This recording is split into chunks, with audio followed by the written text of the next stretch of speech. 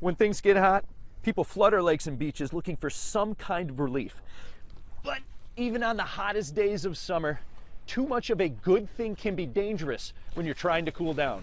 Hypothermia can happen in the summer, even if it's 90, 95 degrees outside. You heard that right. Not really something you would think about in the middle of summer, but according to Dr. Worthington, it doesn't take much for a good time at the beach to turn serious, because hypothermia can happen any time your core body temperature gets too low. In the summertime, people often don't think about it, but when we're swimming in that lake is a lot colder than 98 degrees, as everyone knows. And that cold water can really draw a lot of heat out of the body pretty quickly.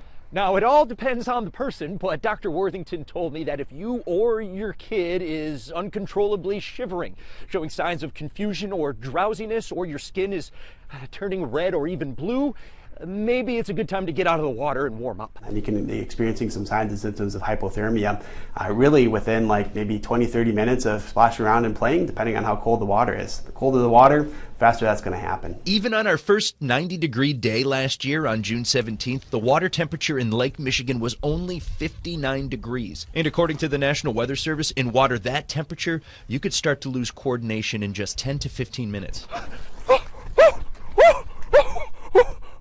Once out of the water, dry off the best you can. Get somewhere warm if you can. Take off those wet clothes, drink warm water.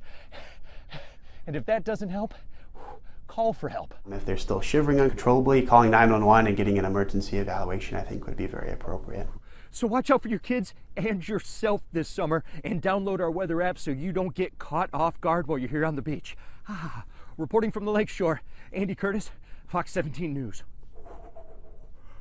Ooh.